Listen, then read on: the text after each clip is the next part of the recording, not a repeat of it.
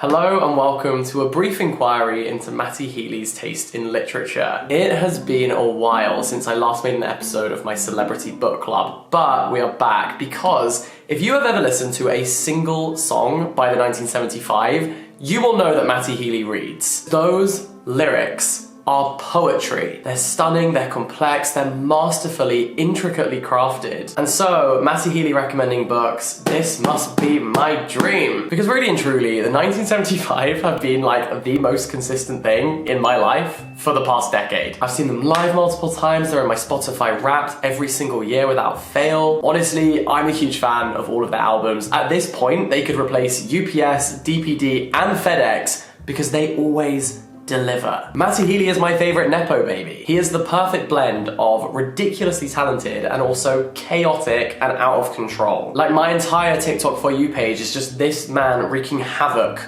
at any opportunity. And so I was a little bit nervous when I was approaching this reading list. And then I saw Matty recommending Joan Didion. And I knew at that point I was in safe hands. Matty quotes Slouching Towards Bethlehem as a huge influence on Notes on a Conditional Form, and this is just a great book. It's a portrait of California in the 1960s. This is what he had to say about it. Her writing would look at counterculture from the inside out to see the underbelly of what's going on. I always found that exciting. She made the 60s seem distorted instead of glamorous. My favorite example is Slouching Toward Bethlehem. I love Joan Didion's ability to view the counterculture for what it was outside of its cultural coolness. I agree wholeheartedly. We bow down to the icon, the queen, the legend that was Joan Didion. It's also worth noting that Matty Healy's social media handle has been Truman Black, which is apparently a reference to Truman Capote. This is another one of my favorite authors. In Cold Blood is an incredible book. Breakfast at Tiffany's. And so that was all I need to hear to make this video. And these are the books that I'm going to be reading. We've got Jack Kerouac, we've got William S. Burroughs, we've got Guided Board. And so by the end of this video, we will find out if reading Matty Healy's recommendations will bring me happiness or be my mistake. I'm here all week. But speaking of references to the 1975, their most recent album is called Being Funny in a Foreign Language, and you know who can help you to be funny in a foreign language? Lingoda. Lingoda is an immersive language learning platform and they've very kindly sponsored today's video. It could not be easier to book the classes. They connect you with a native speaker and you're in classes that are never more than 5 people, or you can also book one-to-one. As you all know if you've been following my videos, I swore by Lingoda when I moved to France to learn French. I got to practice with real people on these online lessons, which made me so much more confident going out into the real, actual world. And you can book these immersive classes at any time you like, so it's super convenient and really easy to implement into your lifestyle. You can learn English, business English, French, Spanish, or German, and each class that you book will focus on different things from grammar to practicing speaking to pronunciation. However, the coolest thing is the Lingoda language sprint, because if you want to reach new heights in your target language but you're struggling to motivate yourself or commit to it, this is a scheme where you pay for your classes and then if you attend every single one for 60 days, you get your money back. There's the sprint where you need to attend 15 classes per month and you get 50% of your money back, or there's the super sprint where if you attend a 1-hour class every day for 60 days, you get 100% cash back. That is a crazy deal and tried and tested by me. I did a language sprint, I got my money back, and it was such a great motivator to make this a daily habit. So for more information, you can click the link down below and you can use my code JACK2023 to get 20 euros or $25 off your sprint registration fee. Thank you so much, Lingoda, for working with me because I'm in love with you. And to quote the 1975, how I'd love to go to Paris again. Anyways, time to crack on with these books and I'll let you know what I think of them. The first book that I read on Matty Healy's recommendation is On the Road by Jack Kerouac. And what you may not realize is that Jack Kerouac is actually a hugely influential author in terms of like the 1975 lore, because the name of the band, the 1975, actually came from a random inscription on the back of a collection of Jack Kerouac's poetry, which said 1st of June, the 1975. And that is where they got their name from. This book is also referenced in the song Change of Heart, in which Matty sings, "I'll quote on the road like a twat and wind my way out of the city. Finding a girl who is equally pretty won't be hard." Firstly, I will never get over this self-reference to the song from their debut album, The City, which says if you want to find love, you know where the city is. Whereas this song is sort of about realizing that that love and that feeling and that person is replaceable. This lyric overall kind of implies leaving a city that you love to see what else is out there, to see what else the world has to offer. And that is kind of what this book is about too. Now, here's the thing. This is a book that I've been meaning to read for the longest time. It's almost one of those books where I was so certain that I would love it that I just kept putting it off. And it turns out I might have actually been wrong. I didn't love reading this. And like when people hype this book up, they always talk about the fact that it was written in under 3 weeks, like literally 20 days. And people are always like, isn't that crazy? Isn't that unbelievable that this was written in just 20 days? And I'm like, now that I've read it, that's actually very believable. I believe that. This reads exactly like something that was written in 20 days. It's rambling, it's long-winded, it's kind of boring a lot of the time, and it's a big but, it's like a BBL-sized but. This book is hugely influential, and I think that it's important to contextualize it within the time of which it was written. Jack Kerouac wrote On the Road in 1951, and it was published a year later. This was late Truman, published into Eisenhower, USA, and it's considered to be the first road trip novel. Now, traversing America, traveling state to state, and writing about that kind of thing was monumental. At the time, that was new, that hadn't been done before. That was interesting, that was fascinating at the time. And that's important because it's not quite as fascinating now that the world is a lot more accessible, now that we've seen accounts, we've watched videos of places all over the world that we haven't visited ourselves. I think it's less exciting maybe, and it loses a bit of that magic to read this book in 2023 when the world is quite so at our fingertips. Because at the time, this was extraordinary. So I definitely think it can be appreciated as a product of its time, both in terms of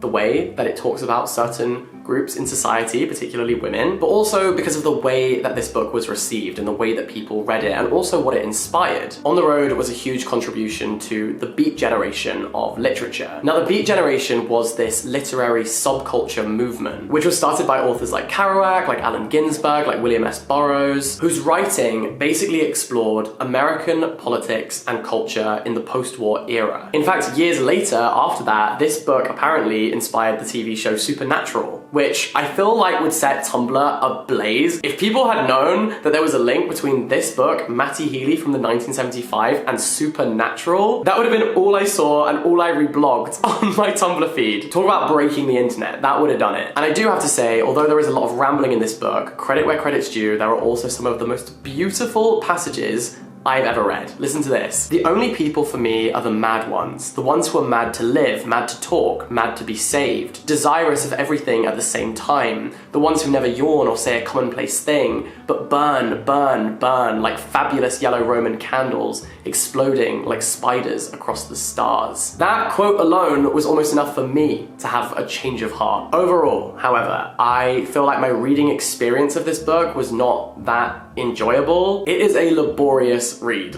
for sure, but I do appreciate it as an artifact of its time with huge cultural significance, and I am glad to have read it. And I can also definitely see why Matty Healy would be hugely influenced by this book, because a lot of the 1975 songs are concerned with contemporary culture. Songs like People, Change of Heart, I'd Love It If We Made It. Those songs all feature political and cultural commentaries in a postmodern age, even featuring a climate activist like Greta Thunberg as the first song on the album. These are products and commentaries of our time. And so I am now off to quote On the Road like a twat and wind my way out of the city and on to the next book. Now, another member of the Beat generation was William S. Burroughs, who Matty Healy has made reference to multiple times. In his novel Junkie, Burroughs details the life of a drug dealer and user, and it's been widely considered to be a seminal text on the life of heroin addicts in the 1950s. Now, the 1975 reference shooting heroin in the opening line to Love It If We Made It, and Matty also wrote a song called It's Not Living If It's Not With You, which is Ostensibly this upbeat pop song, but beneath the surface, the lyrics detail his struggle with heroin. And actually, when talking about the song, he directly references Burroughs. He says, "I don't want to fetishize it because it's really dull and it's really dangerous. The thought of being to a young person what people like William S. Burroughs were to me when I was a teenager makes me feel ill." And you can kind of further see how he revered William S. Burroughs and his counterculture image, holding him as a bit of an idol figure, because Matty Healy actually has a tattoo dedicated to him. About this tattoo, he's quoted as saying, "It's a heart with Allerton in it, and it's a reference to my favorite book. It's called Queer by William Burroughs. He's a hero of mine." So of course, I read Queer. Now Allerton, the subject of this tattoo, is basically this young man love interest in this book. And he is pursued by the autobiographical character of William S. Burroughs, who is called Lee. Side note, the author had previously published other books using the pseudonym William Lee. And this book is actually an extension of Junkie, which I was talking about before. And while that book is about addiction, this book recounts Lee's life in Mexico City and then Ecuador, specifically when Lee is off heroin. And Lee is this incredibly self-conscious, insecure, and really lonely character who has these grotesque sexual fantasies, and the book documents him moving around from sleazy bar to sleazy bar, meeting sleazy people, drifting around and just being a menace to society. He basically wishes that he could have all of these men that he sees as like sex slaves. And so the book is about lust, it's about where desires manifest, it's about repression, and it's also about isolation. And there is this one really, really gorgeous quote, which I have to read to you. "In deep sadness, there is no place for sentimentality. It is as the mountains, a fact. There it is. When you realize it, you cannot complain." Now, Burroughs was a provocative and controversial person who wrote in ways that intentionally and purposefully shocks the reader. He does this to get attention, to get more people talking about his book, and hopefully to inspire social change. And what's funny is that if you take that description and then replace Burroughs with Matty Healy, it still kind of works. I think this role as a performance artist is very important in understanding William S. Burroughs and Matty Healy as kind of cultural icons. I think that's pretty vital in understanding their art and their work and their careers. Like, being strange and being shocking is part of the performance. However, and I do want to add this in here, Burroughs was a hugely problematic author. He did allegedly accidentally kill his wife. You can tell from the writing that he was obviously very, very troubled, potentially quite bigoted. And so because of this, he is often not included in the queer canon. Personally, I do think that is kind of reductive to ignore any type of queer expression just because it doesn't fit a specific narrative. Like, it is possible to be part of an oppressed minority and also be a terrible bloke. Like, those two things can exist at the same time, and pretending that they can't doesn't help, but it's still important to separate those two facets that come into this piece of art. Also, I know I just referenced that he was married to a woman, but bisexuality exists, and also at the time of writing, queerness was not legal. And so all of these things are really important in terms of understanding this author. So Queer was an odd and strange and difficult read, but another interesting insight into the Beat generation. It's politically driven, it's a bizarre self-portrait, at times it's ugly, at times it's brutal, and it is never really apologetic for those things. And now, let's move on and read something by somebody else. You knew there'd be a 1975 song in there somewhere, so let's go. If I were a song by the 1975 right now, I would be lost my head, because this was big brain energy. This hurt my head a little bit. This is Society of the Spectacle by Guided Board, and you may recognize this from a lyric in the song Loving Someone, in which Matty Healy says, "Even Guided Board needed spectacles." Get it? Society of the Spectacle?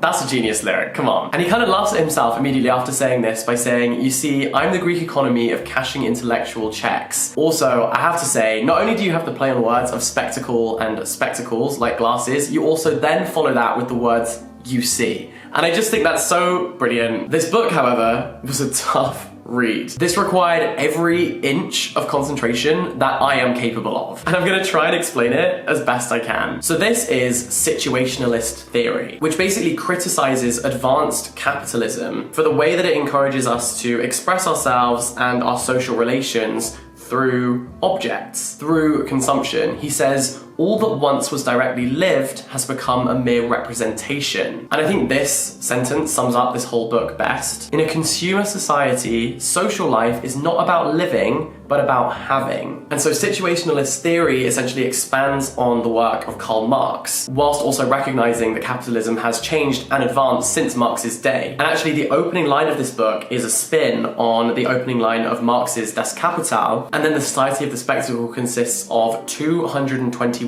kind of theses, which are divided across 9 chapters. And like the intro to the book literally encourages you to start with chapter 4 or 5 if your brain is just boggled. And mine definitely was. In this book, Guy Debord discusses capitalism's instrument for distracting and pacifying the masses. That is the spectacle. Now, the spectacle encourages us to focus on appearances and thus reduce reality down into an infinite and an endless supply of commodifiable things, of fragments. And Debord argues that this essentially degrades our lives. I hope I explained that well, but this kind of, to me, is the book that you don't enjoy reading, but you're grateful to have read it afterwards. Because best believe I'm gonna be whipping this out at a dinner party at some point soon, and probably saying absolute nonsense. It's the kind of book that if you say you've read it, people will be impressed. I would say what you can essentially take from this is to start thinking about your personal relationship with consumerism and how we are encouraged to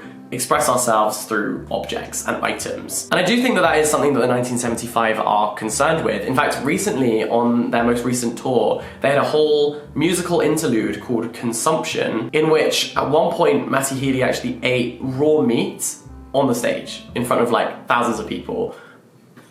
I don't know. I'm sure that was an experience. This was an experience, and I was very grateful to move on to my favorite book that I read in this video, and that was this, A Season in Hell. This is poetry by Rimbaud, and in an interview with Genius, Matty Healy basically said that Rimbaud was one of his favorite poets, and he describes it as so dense and so revolutionary. And it's true, Rimbaud was so ahead of his time. This reads as surprisingly very modern. There's absolutely stunning lines. I underlined so much in this collection, but he's right, it is dense and also really rebellious. And also, can I just say, absolutely insane that this was written when he was 19 years old. My favorite piece in here is called Delirium. I thought it was absolutely stunning and also kind of heartbreaking at times too. But let me read you a quote from A Season in Hell. Let it come, the time that we will love. So patient have I been that I've forgotten everything. Fear and suffering have departed for the heavens, and an unholy thirst darkens my veins. Let it come, the time that we will love. There is so much emotion in this book. Allen Ginsberg actually referred to Rimbaud as the first punk, and his work really inspired, you guessed it, the Beat Generation. So like it all comes back full circle. There's a theme here. For Matty Healy, you cannot beat this group of artists. You know, I felt like the joke wrote itself. Now, the 1975 actually referenced Rimbaud in their song Part of the Band. Matty sings the lyrics, and I fell in love with a boy, it was kinda lame. I was Rimbaud and he was Paul Verlaine, in my imagination. So these are 2 French poets who had a relationship which has been described as passionate and disastrous and unfortunately considered by a lot of people as wrong because homosexuality was really frowned upon at the time. As a result, they received a lot of abuse about it. The BBC describes it as an intense but ultimately violent affair because their relationship actually ended in 1873 when Verlaine fired a gun and lightly wounded Arthur Rimbaud. And although the latter refused to press charges, the Belgian police, because this took place in Belgium, did press charges, and apparently their report was very tainted by the fact that they disapproved and had this distaste for this queer relationship. And Verlaine then spent 1.5 years in jail. So obviously the lyrics to this song is incredibly layered. It suggests an intense and volatile relationship that may have been frowned upon or even violent in some ways. And you know what? That is why we love Matty Healy's lyrics, because there is so much texture to them. And actually, while I was researching for this video, I realized that the song Surrounded by Heads and Bodies is a reference to Infinite Jest by David Foster Wallace, because it is actually a quote from the opening line of that mammoth novel. The opening line to that book is, I am seated in an office surrounded by heads and bodies. And about this reference, Matty says, that was kind of the joke, because nobody reads it all the way. Everyone our age has got a battered quarter-read copy of Infinite Jest. It's a huge book, and so they just reference the opening line because that is as far as some people get. And honestly, that's as far as I'm gonna get with it too, because I do not have time. We have other celebrity book clubs to focus on. And so let me know in the comment section down below who you would like to see me analyze next. No one is safe. I will psychoanalyze you based on your taste in books. But ultimately, this was such a fascinating video for me to make. You can tell that books and literature influenced Matty Healy and the 1975 so heavily. I also do want to clarify that this video is not an endorsement of Matty Healy's actions or behavior, especially recently. He's been saying some foul things, but I do think he's an absolutely remarkable songwriter, lyricist, musician, and I really wanted to do this deep dive for a very long time, and so this was very interesting and also insightful. These books were challenging and unhinged and tough, but I'm really glad to have read them. So thank you so much for watching this video. I hope that you enjoyed. If you did, you can give it a thumbs up. You can subscribe for more from me. I think my next book club is going to be on Pedro Pascal, so you can look out for that. And there'll be plenty more videos in the meantime. So all the best, stay in touch. Thank you so much to Lingoda for sponsoring this video. Link is down below. And I'll catch you very, very soon. Bye-bye, love ya.